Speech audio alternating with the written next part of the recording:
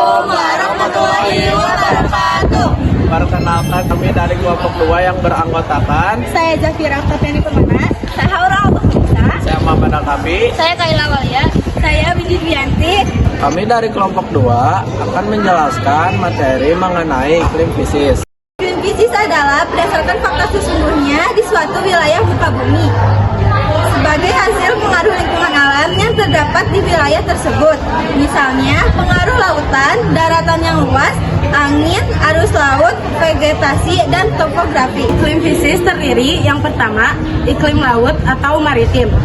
Iklim ini adalah sejenis iklim yang biasanya ditemukan di sepanjang pantai barat di area garis lintang tengah di beberapa benua, dan juga di area Australia Tenggara.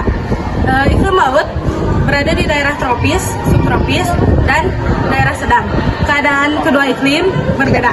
Ciri-ciri iklim laut di daerah tropis dan subtropis sampai garis lintang 40 derajat. Yang pertama, suhu rata-rata tahunan rendah. Yang kedua, amplitudo suhu harian rendah atau kecil. Yang ketiga, banyak awan. Yang keempat, sering hujan lebat disertai badai. Lalu, ciri-ciri iklim laut di daerah sedang yaitu: 1. Amplitudo suhu harian tahunan kecil. Yang kedua, banyak awan. Yang ketiga, banyak hujan di musim dingin dan umumnya hujan rintik-rintik. Yang keempat, pergantian antara musim panas dan dingin terjadi tidak mendadak tiba-tiba. Yang kedua ada iklim darat atau kontinen. Iklim ini terjadi di daerah yang sangat luas, sehingga angin yang terpengaruh terhadap daerah tersebut adalah angin darat yang kering. Di daerah ini pada siang hari terasa panas sekali dan pada malam hari terasa sangat dingin. Iklim darat dibedakan di daerah tropis dan subtropis. Contohnya Gobi, Tibet, Arab, Sahara, dan Kalahari.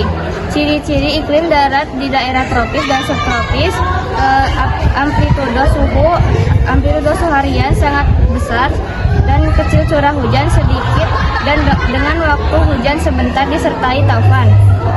Iklim ini terdapat di dataran tinggi dengan ciri-ciri yaitu amplitudo suhu harian dan tahunan besar, dan kedua, udara kering. Yang ketiga, lemas atau kelembaban udara. Yang keempat, jarang turun hujan. Ketiga, iklim dataran tinggi. Iklim dataran tinggi terdapat pada dataran yang jauh di atas permukaan laut. Kawasan ini mengalami amplitudo suhu yang besar di uga hari bertekanan rendah. Sinar matahari terik dan kering terdapat baik di iklim kutub, sedang maupun tropis. Iklim ini terdapat di dataran tinggi dengan ciri-ciri yang ke-1, ada amplitudo suhu harian dan tahunan besar. Yang kedua, udara kering. Yang ketiga, lengas atau kelembaban udara.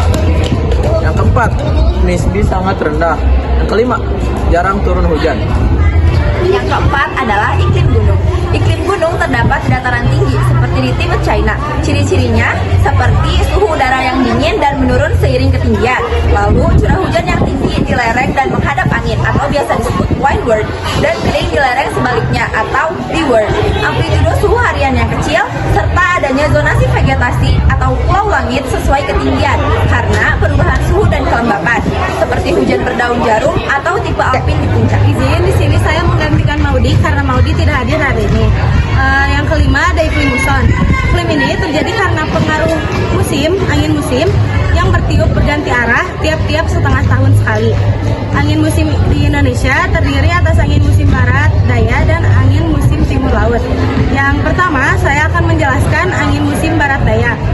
Angin yang bertiup antara bulan Oktober sampai April. Sifatnya basah. Pada bulan-bulan tersebut, Indonesia mengalami musim penghujan. Yang kedua, ada angin musim timur laut. Angin yang bertiup antara bulan April sampai Oktober. Sifatnya kering. Akibatnya pada bulan-bulan tersebut, Indonesia mengalami musim kemarau. Ya, presentasi dari kami. Terima kasih. Mohon maaf bila ada kekurangan atau kesalahan dalam kata-kata kami. Wabillahi taufiq wal hidayah. Wassalamualaikum warahmatullahi wabarakatuh.